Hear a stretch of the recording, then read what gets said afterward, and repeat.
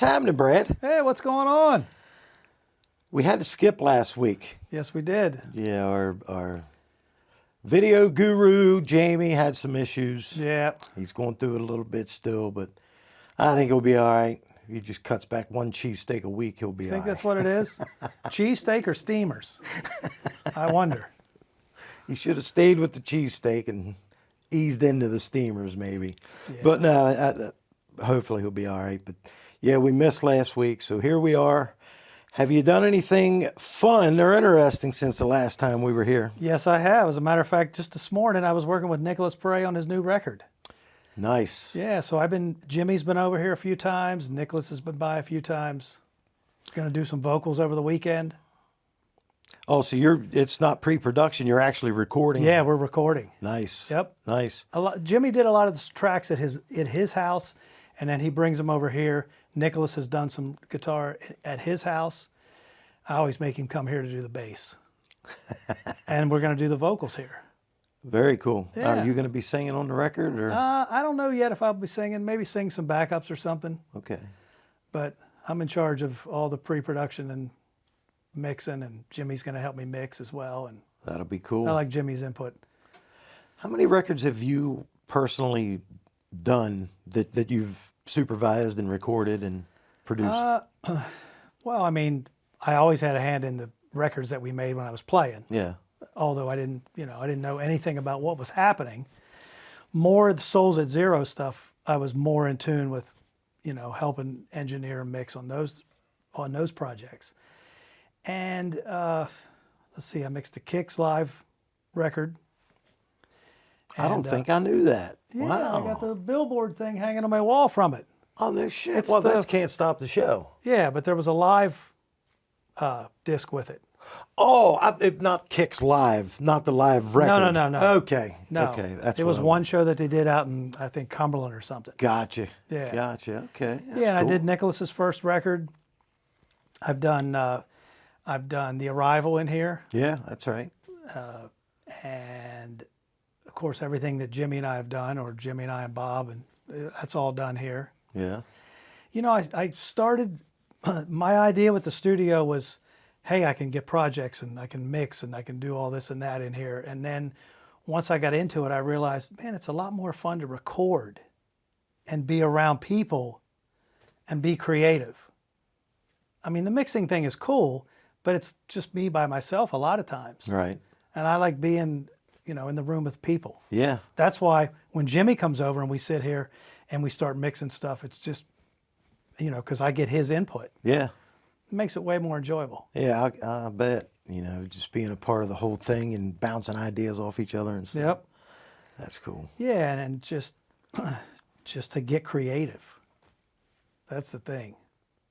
Just Right have on. people come over and sit down and just play. Yeah. Hit the space bar to record and see what happens. Is that what it is? That's Well, the because I don't record have a button? tape machine. Yeah, so it's a space bar. Hit the space bar. Let's record. This is a cool room, man. You can hear was it dampening? Yeah. The dampening. Yeah, this was all gutted. It was just, and then we had it framed out and got a hold of Arlex for all the baffling and the sound reinforcement stuff to dry the room up and the treatment of it. Yeah, it's a great place to mix in. I can mix something here, send it to my friends. They listen to it, and Yeah. they take it to their car or wherever they're, earbuds, all that stuff. Now, have you been contacted by other bands that wanted to come in here and record? And Yeah, I have. And for whatever reason, it hasn't worked out. are you interested in doing that? Or Yeah. would Yep. you rather just pick and choose at this point on what you want to be involved in? Yeah, it's nice to pick and choose. Yeah. Plus, this is my house as well. Right. So when you have Right. people come in, it's like, yeah, I want to have people come in and record, and then all of a sudden here they are, and you're like, oh, it's time to go. No, I don't know.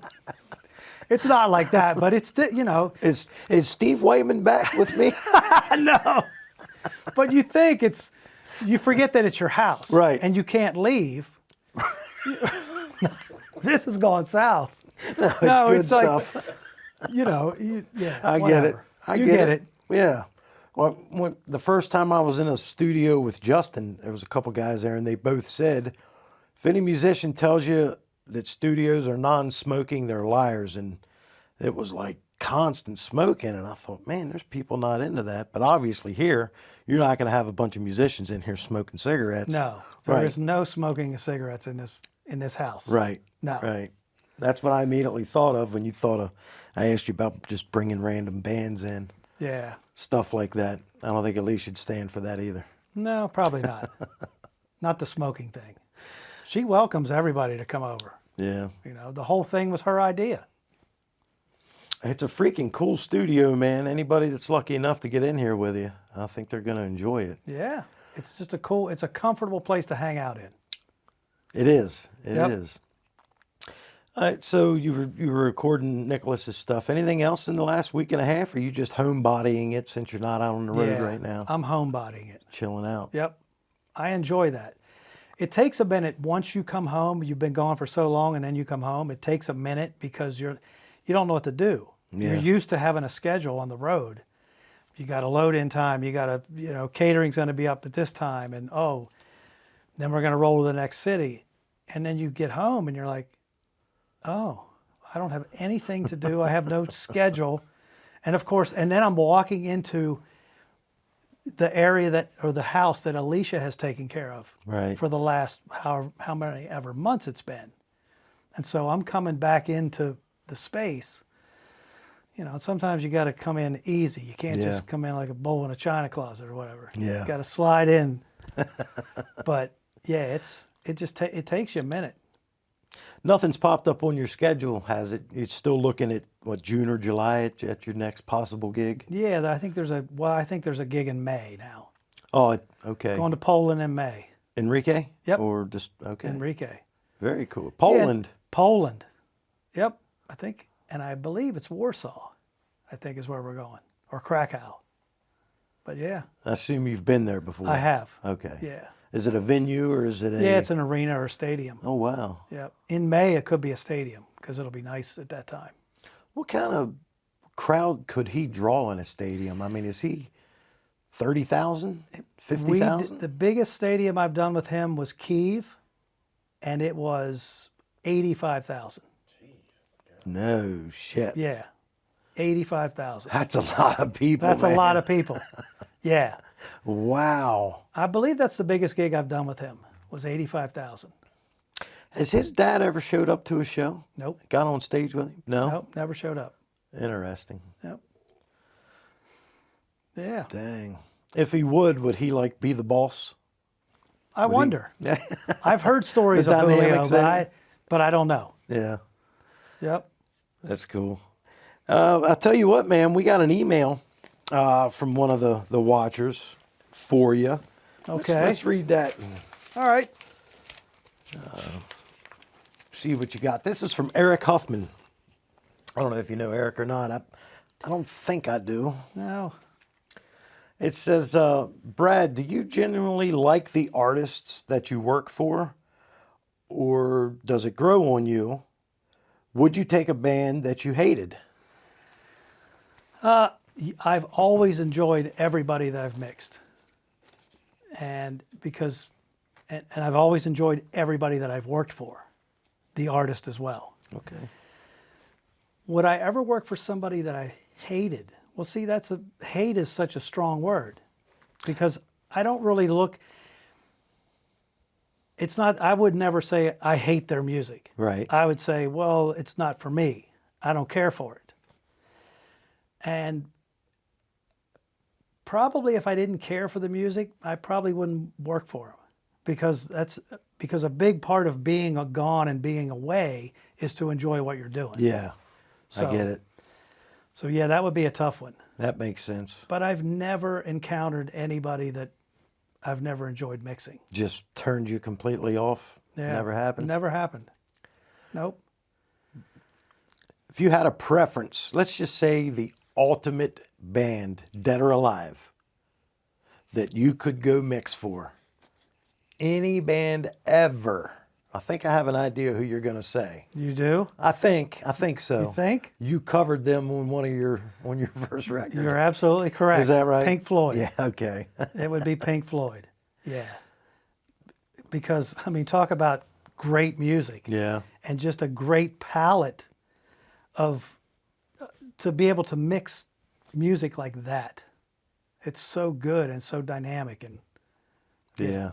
I mean, that's the music I play through the PA every day when I'm doing system tuning. Really? Yeah, Okay. every day. It's Very Pink cool. Floyd. There's like a few tracks from the wall that I'll use. And if the PA sounds amazing, I'm going to play all 5 tracks, start to finish, and I'm just going to sit there and listen. Have you seen him in concert? I saw Pink Floyd in '94, I believe, at what would have been RFK back then. All right. I think it was on the Pulse tour. Alicia and I went. Full light show and everything? Yeah, the whole thing. And then we saw Roger Waters at, I think it was at Nissan, and he did Dark Side of the Moon. Oh, wow. It was a Dark Side of the Moon tour. So he did the Dark Side of the Moon in its entirety. And I was in tears. Wow. Goosebumps and tears. It was amazing. It was incredible. Well, I assume they're also your favorite band, not just who you'd want to Yeah, run no, for. they're one of my favorite band. And the thing about seeing Roger Waters is it was one of the first times that I was able to listen to the music as a fan. And never once did I think, oh, I would have mixed it a little, differently, or Right. whatever. I was like, this is so fucking good that I'm just like, oh my God, it's amazing. And then we saw him again when he was in D.C. several years back. I think it was 2017. Oh, wow. Yeah. I That's- can't remember the name of the tour that was, but Does he still tour? it's been a couple years now. Is there a chance? Or has he said he's done? No, I don't know. I haven't heard that he's done. Okay. Will you go again if he comes around the area? Oh, if I'm able to, probably so. Yeah, Yeah. yeah. That's I cool. enjoy watching him. Yeah. Yeah. I've never been to a show, obviously, of theirs, but I understand that the light show is so amazing that there's Pink Floyd experiences around at clubs that it's just the light show and their music. Yeah. I think they do it at the Maryland Theater, where it's just a big ass light show. Yeah. So yeah, I'm gonna have to watch some videos now of what their light show's like in the show. Man, when you just to witness one of their shows, it's unlike. I mean, because they put the time and the effort into the visual as well as the music, yeah, and you're that's just what I've drawn heard. in and you're captivated. Wow. It's like you're just. I mean, yeah, you're in it. Cool. You know, I was never a Pink Floyd fan. I think it started with that rivalry with them and Led Zeppelin.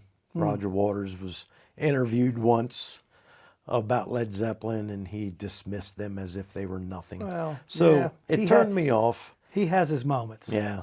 Yep. But a couple of years ago, Tracy and I were listening, and it was Time. We listened to Time, and we didn't just listen to it. We got into it. You know, that when you're listening to a song and you can really feel like you're in the song. Mm-hmm. The song hit me different that day when I listened to it, and I'm like, holy shit, this is incredible. Yeah. So I'm no longer a non-fan. Right. So yeah, I've definitely opened my eyes and ears to them. Mm-hmm. That's cool. I mean, Zeppelin would be another cool band to mix as well. I mean, come on. Yeah. Oh yeah. Yeah, Zeppelin, Aerosmith, AC/DC, those bands. But you did mix Aerosmith, didn't you? No, never mixed Aerosmith. A member of Aerosmith? Nope. Oh, No. I'm remembering wrong. I thought we mentioned that. Wasn't Aerosmith? No. And AC/DC, you'd love to. Well, yeah. I mean, that's one of my second all-time favorite bands. Really? Oh yeah. Yeah. Yep. I Oh never- yeah. I wanted to be Angus when I was playing guitar. Angus and Joe Perry. There you go. Those are my two guitar players. Nice. Have you ever And Jimmy seen Page. AC/DC in concert? Oh yeah. Yeah. Yep. I haven't. Damn it. I think they're going to be doing like one more run. They're coming back to the U.S. in the summer. Are they? Yep. Yeah, I have a friend that works with them. Oh, with Brian Johnson, I hope. With Brian Johnson, yeah. Okay. Yep. I mean, Axel's great and all, but he's not AC/DC. No, he's not. So all that reminds me, I'm perusing YouTube today, and a suggested video came up of a meet and greet with Kix in 1982 at a Oh. record store, and there you are. Yep. You were there. I would have been there. So I know I think I've asked Ronnie this, but does it make it weird, or was it weird when people would give you the first record and ask you to sign it? Not really. No, I never thought it was weird. No, Because I was happy to be there. Yeah. Fucking in store, meet and greet. yeah, There wasn't any product with me out, so right, yeah, I had to sign it. right. It's if you want to look it up on YouTube, it's Kix Meet and Greet 1982. That's the title of it. Yeah. And yeah, you had a smile on your face, couldn't be ripped off by a leopard. No, probably not. And you had on the black leather and the Oh yeah. yeah. Yep. And I was looking through it's not a real good video, but it's basically of just you guys, not really what you're signing. But it was mostly posters, what people were bringing through. Yeah. Were you on any posters? Were there any official photo shoots besides the record cover? No, well, I mean there were. I mean, because I got a picture on my wall hanging there. There was a girl that come out and did some photos of us, but they Okay. never got used for anything. Oh, they didn't. No, I don't remember there being any promo 8x10s or anything like that. Just the record cover. Gotcha. Yep, and then the photos that I have. That's a pretty cool photo. It is. I've seen that before. I mean, Yep. that wasn't pressed in the big numbers or anything? No, nope, Okay. nope. Yeah, very cool. Of course, everybody's wondering what is it? What's the shot? What's it look like? We'll throw it up in the comments. Here, let's see. Just grab Let's just pull it down off the wall. There you go. There's the photo. Now you see it. It's a cool shot. Yeah, everybody always looked cool in Kicks. Yeah. Like I told Steve that time, he said we never tried to be cool. We just did our own thing. And I said, well, that's the thing about Kicks. Whatever you did was cool. Right. You set the standard for that being cool. Mm-hmm. So It's hard to put on cool. it is. You can dress up and you can wear things and you can look good, Yeah. but some people just look They're at Keith playing a Richards. part. That's him. Yeah. Yeah. Or Brian. That's him. Right. All the time. Yeah. Yeah, you guys had it nailed down. You guys had the cool factor cornered. So I got some rapid fire questions. Well, we're not going to make them rapid fire, but I asked some of these of Steve before, and we're just going to ask you these same questions now. Okay. And you can relate it to Kix or Wrathchild, whatever.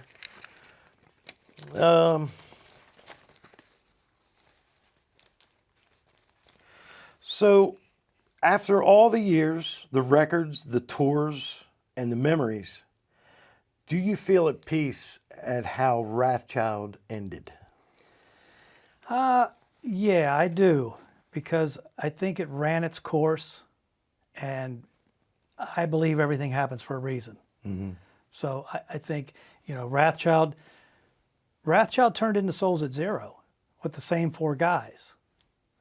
And then Shannon left, we got Jamie in, and it was Terry, Jay, and I, and then it was Terry and I. At the very end, that's all it was left. It was Really? Terry and I. And I had this bright idea to go down to St Croix because Jamie was still in the band. And I said, oh, let's go down here and we can get paid, we can play, we can write some music. And when we come back, we'll record it, see if we can shop it and get signed again. Well, How'd that that go? That never happened because we ended up being down there for 7 weeks and we drank enough to float a cruise ship. And when we come back, we should have gone to rehab. And Jamie left after the first week and went out to LA and joined the band Snot. Oh, really? Yeah. And then, of course, Shannon and Mike Combs are calling me the whole time saying, hey, man, when this is over, you need to come to LA and join Backalley Gators because the band's done. Souls at Zero's done. And I'm like, what do you mean? What do you mean done? Terry and I are still here. Of course, the inevitable happened, and I did go out to LA, and Right. because the band was done, and I realized that at that some time during that time in St Croix, when I was drinking everything that was put in front of me and playing Jimmy Buffett and, Yeah. whatever other songs we were playing. It ran its course, and I realized it's over. It's time to move on and go on to something else. Was it because you weren't playing as much, or the seats weren't being filled, or what? Well, that happened eventually, but I think what happened is I realized that no matter how much passion I had for the project, I didn't feel like I was surrounded with people with the same passion. Gotcha. And that's not saying anything bad about anybody that I was with.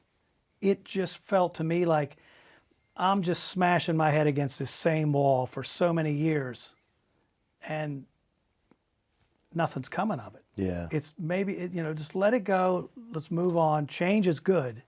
Although I'm a Taurus and I hate change. Yeah. But it's good. And so I'm completely at peace with how it ended. I mean, it kind of just fell apart in the end, and we Right. never really said we're done. It just, people went their own direction, and we never got back together. What was the first big band that Shannon got asked to join? Was it Candlebox or Ugly Kid Joe? No, actually, the first band that he got asked to audition for was Slayer. And this was Really? Yeah. And I remember we were in Texas.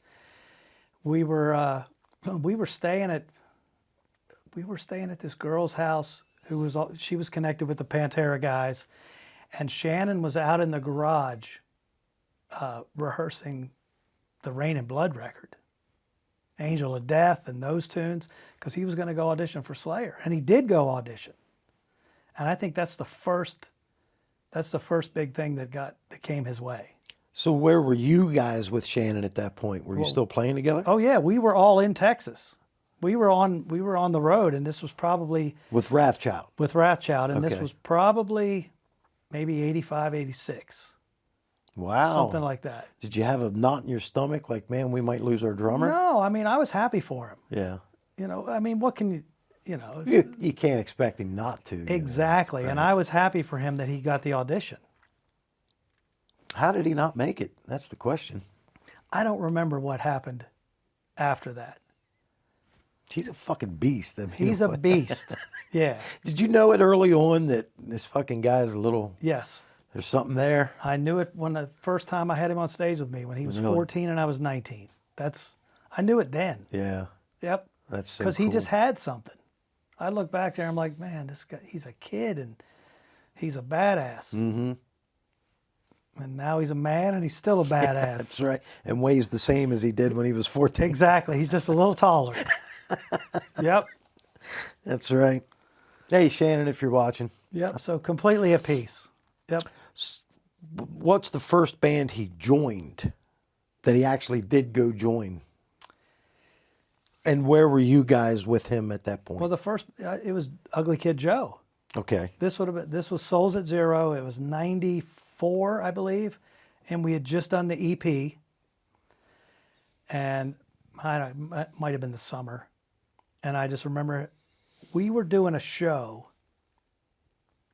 We did a show at the end of the first album cycle tour. And it was in Vail, Colorado.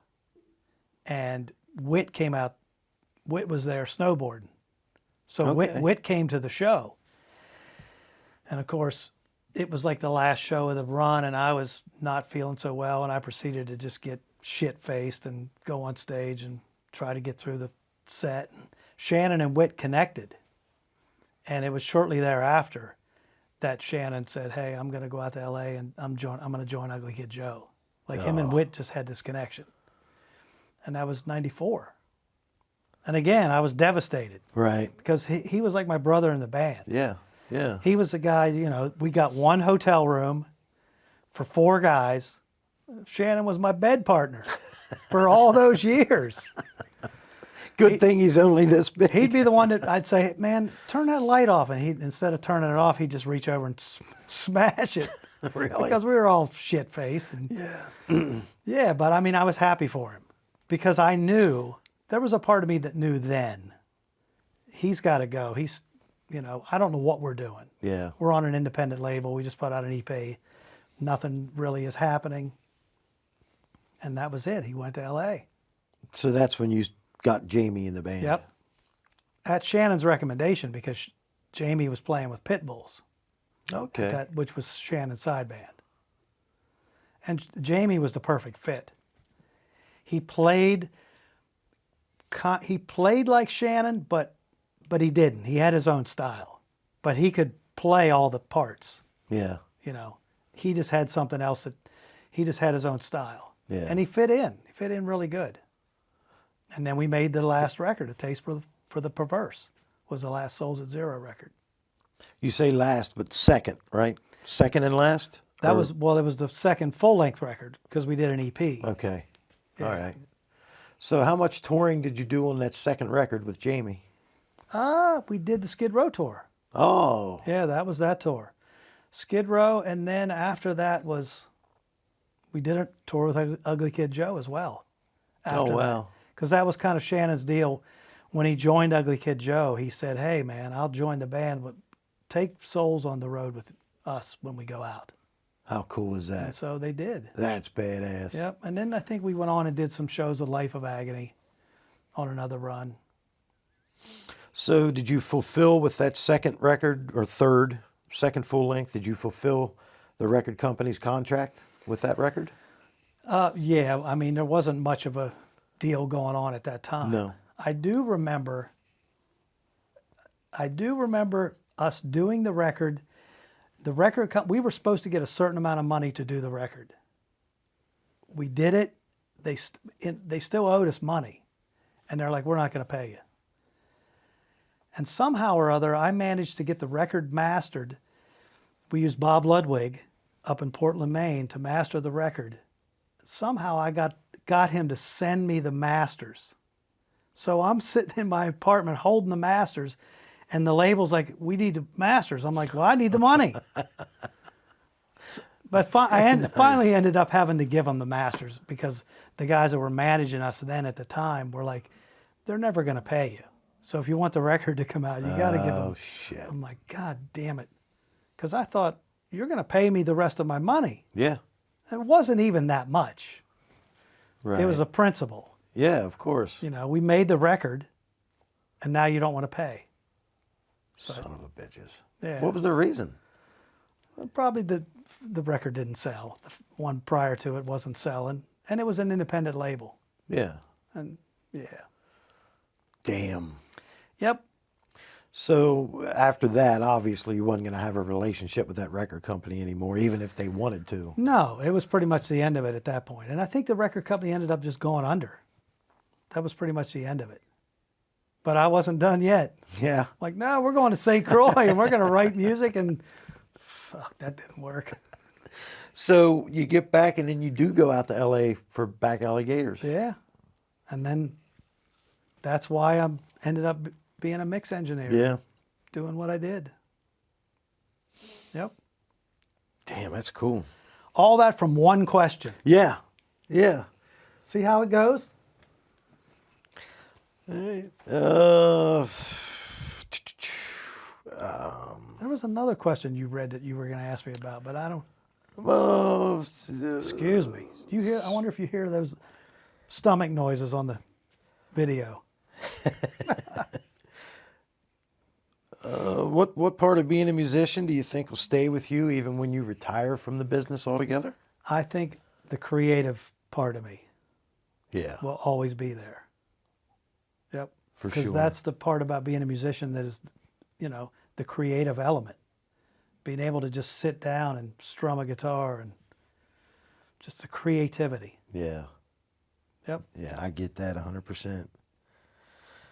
Trying to think of what the other question was I asked you. It has to be right here. Well, you've already answered this. Was there ever a moment where you seriously thought about walking away from music altogether, and what pulled you back? I mean, you've got a couple answers for that. Yeah. Which we've already went over. Yep. What do you think fans will remember more, the songs or the live shows? Well, I think at first I would want to say the live shows, because we knew how to throw down on a live show. Yeah. I mean, Yeah. it was an event.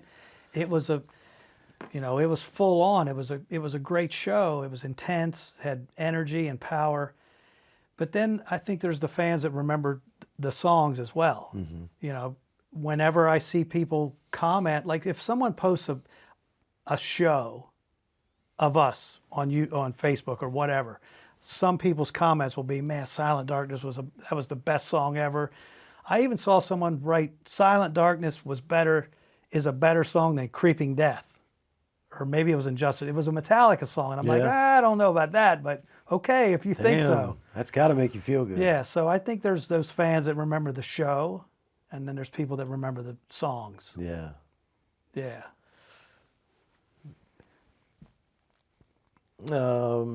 I asked you if there was ever a movie about Wrathchild.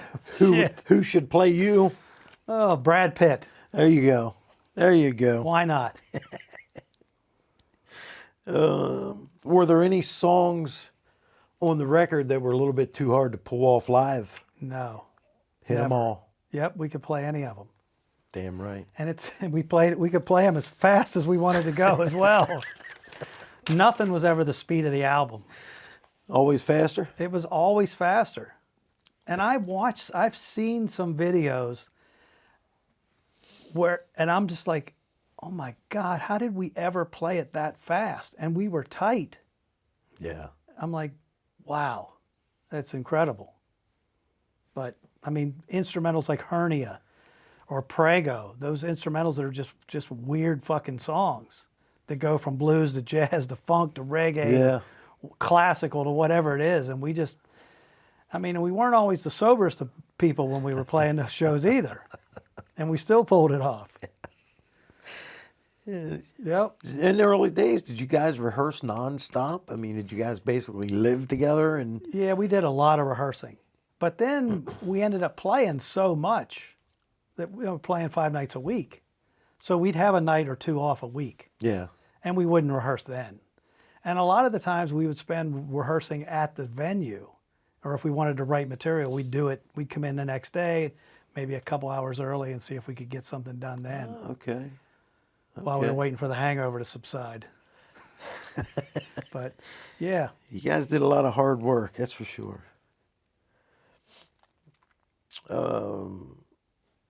Were there any songs, either Wrathchild or Souls at Zero, that were rejected by the record company? Yeah, I'm sure there were.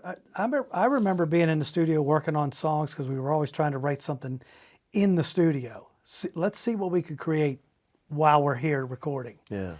And nothing ever really come of it. We actually ended up recording Frank Sinatra, Witchcraft, when we were doing 3D. Really? Yeah, we recorded it, but we never finished it. But we got the bass and drums done, and maybe some of the guitar. Wow. Obviously, that got rejected because we just never finished it. Yeah. And, we recorded Dangerous for the first record, which is the Okay. song that everybody loved. Yeah. And we recorded it, but we ended up saying, that's too different than the rest of the material. So we never put it out. Never got released on the record. Was it on the second one? No, it was never released. That was never released. Nope. And it was on every compilation that came out pretty much prior to the first record.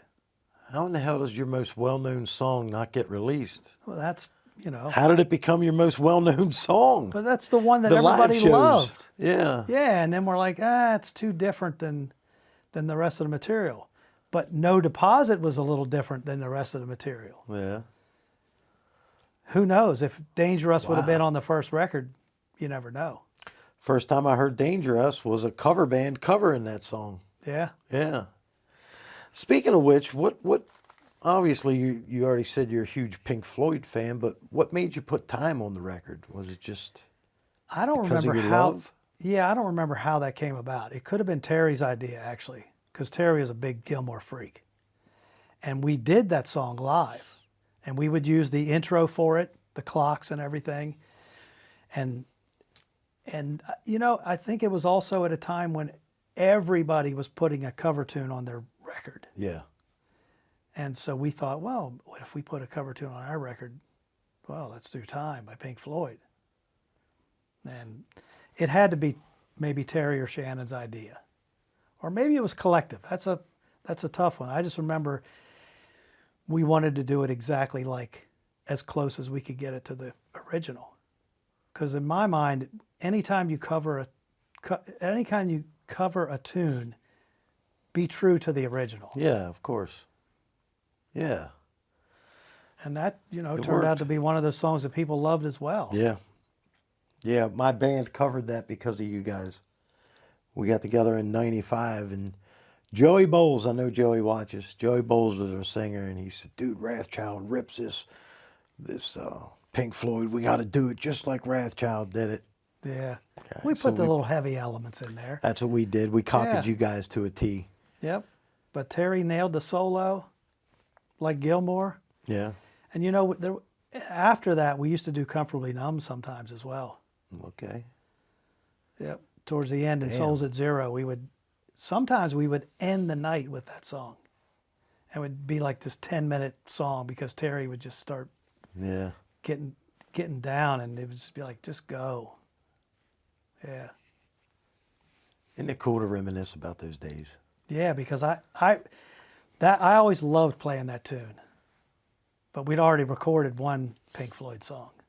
Couldn't really record another one. Yeah, I don't think I've seen that before. But Terry was so good. He was Yeah. just an incredible guitar player. And man, I could feel Gilmore coming through his fingers sometimes when he would play. Wow. When we do that song.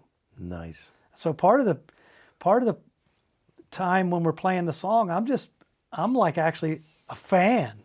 Like I'm playing, just listening to him play the lead. I got you. So good. Very cool. Well, man, I think we're at like 36, 38 minutes. That time freaking flew by. Always does. Yeah. Episode 50 in the books. 50. Yeah. Do you remember, speaking of that number, did you ever watch the West 57th show that Wrathchild was on? Yeah. Do you remember me saying, if I get to be 50, Because we done threw our lives Yeah. away now, something along those we lines. have to make it. We done screwed our lives up now. Why did I sound like such a fucking redneck? We done screwed did. our lives up now. You did. I was waiting for a fiddle player in the back or something. Fucking deliverance. When I get to be 50.